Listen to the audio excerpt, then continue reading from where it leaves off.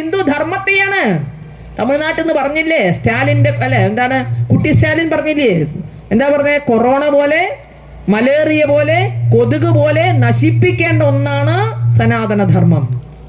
കൊതുക് പോലെ, മലേറിയ പോലെ നിർമാർജനം ചെയ്യേണ്ടതാണ് സനാതനധർമ്മം. അല്ല എന്ന് ഉറച്ചു വിശ്വസിക്കുന്നവരാണ് നമ്മൾ ഇന്ന് ഇവിടെ നിൽക്കുന്നത്.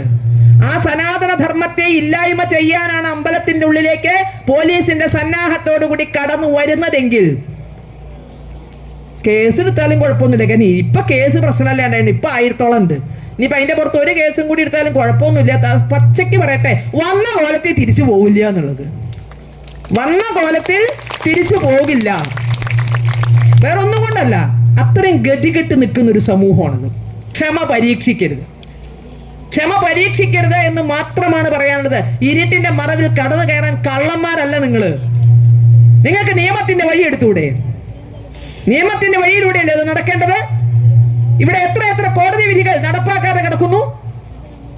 പന്തല്ലൂർ ക്ഷേത്രത്തിന്റെ ഭൂമി 400 ഏക്കറോളം ഭൂമി ഹൈക്കോടതി വിധിച്ചിട്ട് കാലം എത്രയായി?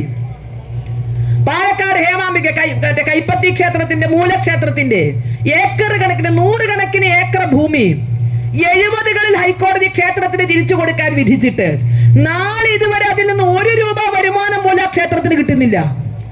100 കണക്കിന് ഏക്കർ ഭൂമി ഹൈക്കോടതി ഇത് ക്ഷേത്രത്തിന്റെ ആണ് എന്ന് പറഞ്ഞ് ക്ഷേത്രത്തിന് തിരിച്ചു കൊടുക്കാൻ വിധിച്ചിട്ട് പലവട്ടം കോടതി അലക്ഷ്യ കേസുകൾ കൊടുത്ത് അതിനൊക്കെയും വിധി വന്നിട്ട് ഇന്ന് വരെ അതിൽ നിന്ന് 1 സെന്റ് ഭൂമി പോലും ക്ഷേത്രത്തിലേക്ക് കിട്ടുകയോ 1 രൂപ വരുമാനം പോലും ക്ഷേത്രത്തിലേക്ക് കിട്ടുകയോ ചെയ്യുന്നില്ല.